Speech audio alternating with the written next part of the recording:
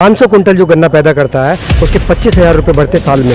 आप समझ सकते हैं 2,000 रुपये देते हैं आप पर कैंडिडेट। घर में 16 रुपये 66 पैसे बैठता है, उसमें एक बीड़ी और एक माचिस आती है। हम क्या वो भूल गए मोदी जी?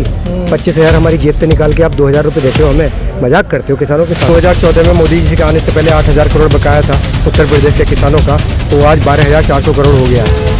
क्यों हुआ मोदी जी? आपने तो अच्छे दिन का वादा किया था, क्यों हुआ?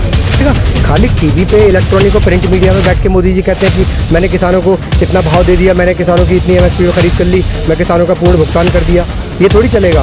धरातल पे आओ ना आप, यहाँ के देखो ना किसानों की हकीकत क्या है। जनरल डायर एक ऐसा था जिसने हमें आज इस एसडीएम महोदय ने करनाल में हमें उनकी याद दिला दी, उस गुजरे ज़माने की याद दिला दी कि ऐसे लोग पहले हुआ करते थे। सुना था हमने अपने बुजुर्गों से।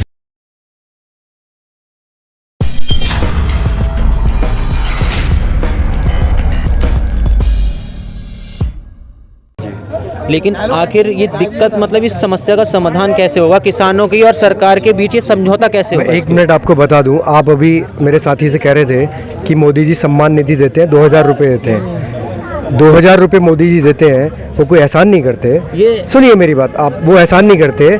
मैं बताना चाहता हूँ आपको, अगर ये पश्चिम उत्तर प्रदेश गन्ने की बेल्ट है तो अगर 2014 से अब तक अगर 25 रुपये एक किसान के बढ़ाए होते उन्होंने गन्ने पर, तो 500 कुंटल जो गन्ना पैदा करता है उसके 25,000 रुपये बढ़ते साल में। आप समझ सकते हैं 2,000 रुपये देते हैं आप पर कैंडिडेट। घर में 16 रुपये 66 पैसे बैठता है, उसमें एक बीड़ी और एक माचिस आती है। हम क्या वो फूंक गए मोदी जी?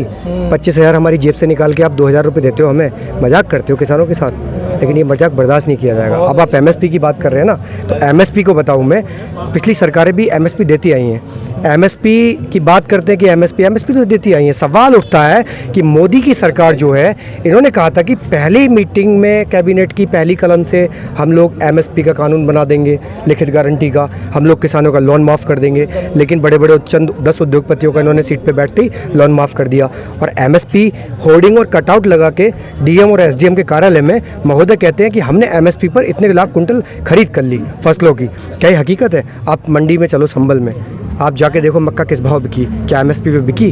हर फसल जो भी 22 से 23 फसलें केंद्र सरकार भाव तय करती है फसल के किसानों के, वो 500 से 700 रुपये प्रति कुंटल का घाटा हर किसान को पहुंचा है। उसकी जो रकम है ना लाखों करोड़ों में बैठती है इस देश में।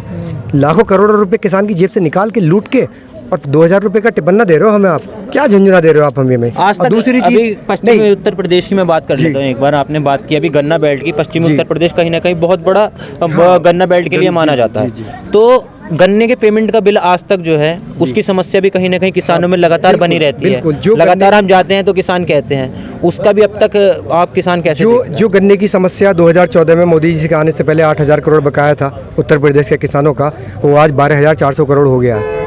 क्यों हुआ मोदी जी? आपने तो अच्छे दिन का वादा किया था, क्यों हुआ? बीनस शुगर मिल हैगी हमारे बराबर में, 25 किलोमीटर के दायरे में बीनस शुगर मिल हैगी। आप देखोगे 70 करोड़ रुपए इसका बकाया है किसानों का। संभावली शुगर फैक्ट्री हैगी, 320 करोड़ रुपए बकाया है किसानों का। कहाँ से किसान फीस जमा करेगा? खाली टीवी पे इलेक्ट्रॉनिक और प्रिंट मीडिया में बैठ के मोदी जी कहते हैं कि मैंने किसानों को इतना भाव दे दिया, मैंने किसानों की इतनी एमएसपी में खरीद कर ली, मैं किसानों का पूर्ण भुगतान कर दिया। ये थोड़ी चलेगा। धरातल पे आओ ना आप, यहाँ के देखो ना किसानों की हकीकत क्या है। मंडियों में आके देखो आप किसानों की हकीकत क्या है, किस कदर किसान टूट गया है, किस कदर उन्होंने डेथ वारंट पे हमारे साइन करे हैं। समझौता कैसे होगा? कहीं ना कहीं सरकार भी अड़ी हुई है, किसान भी अड़े हुए हैं। समझौता एपीएमसी एक्ट में जो तीनों कानून है, एमएसपी है, एसेंशियल कमोडिटीज़ का 1955 का जो कानून है, आवश्यकता वस्तु अधिनियम और कॉन्ट्रैक्ट फार्मिंग, इन तीनों पे कोई बात नहीं होगी सरकार के साथ। सरकार इन्हें वापस ले ले, यही हमारी मांग है और यही हमारा संघर्ष है। अच्छा, इस कानून में ये कितनी सच्चाई है कि कहीं ना कहीं किसानों में ये चीज़ है कि उनकी ज़मीनों को भी हड़प लिया जाए? हाँ बिल्कुल, ऐसा हुआ था जब मोदी जी आए थे 2014 में, तो उस दौरान उन्होंने, उससे पहले जब वो मुख्यमंत्री थे गुजरात के, तो उन्होंने अडानी जैसे लोगों को 1 रुपया 2 रुपया वर्ग मीटर गुजरात में जगह दी थी। तो उद्योगपतियों को पता था कि कॉरपोरेट का चेहरा शायद और कोई ना हो, ये चेहरा बहुत ब्रांड है, ये काम करेगा कॉरपोरेट का। तो उन्होंने इसे हायर किया और इसके पीछे लाखों करोड़ों रुपए उद्योगपतियों ने खर्च किया। और आज वही देखने को मिल रहा है कि अंबानी के बच्चे को देखने रात को देश का प्रधानमंत्री 12 बजे चला जाता है और 650 किसान की शहादत पे एक लाइन नहीं बोलता है। ये हमारा किसानों का दुर्भाग्य है। ये हम मोदी जी को बताना चाहते हैं कि एमएसपी की मांग है, ये आखिरी दम तक किसान का एक एक बच्चा लड़ेगा, चाहे जान चली जाए हमारी। अच्छा ऋषभ जी, तकरीबन 9 महीने का समय हो चुका है जी, लेकिन सरकार अभी भी बात करने के मूड में नहीं है। अगर अभी भी बात नहीं करती है और उत्तर प्रदेश में चुनाव भी आने वाले हैं तो किसानों का क्या रुख रहेगा? हम लोगों का रुख यही है, जो पूरा मोर्चा है, 40 जो सदस्य हैं कमेटी में, उन लोगों ने यही निर्णय लिया है कि जो लड़ाई चल रही है पिछले 9.5 महीने से, उसको हम किसानों के बीच में जाएं और इस बात को रखें कि एमएसपी जो है, वो हमारी जो मांग है कि लिखित गारंटी के कानून की जो मांग है एमएसपी पर, उसको किसान समझे।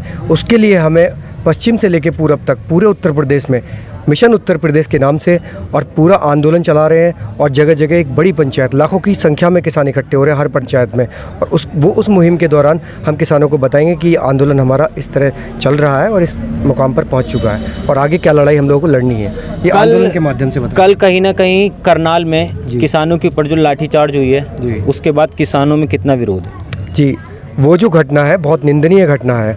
दरअसल जब अंग्रेजी हुकूमत थी यहाँ पर और हम लोग तब गुलाम थे, उस टाइम जनरल डायर एक ऐसा था जिसने हमें आज इस एसडीएम महोदय ने करनाल में हमें उनकी याद दिला दी, उस गुजरे ज़माने की याद दिला दी कि ऐसे लोग पहले हुआ करते थे, सुना था हमने अपने बुज़ुर्गों से, लेकिन अब एक तानाशाह सरकार इस तरह का आदेश एक एसडीएम को दे सकती है और वो कह सकते हैं कि किसानों का सिर फोड़ो अपने पुलिस वालों से, वरना आपको सस्पेंड कर दूंगा।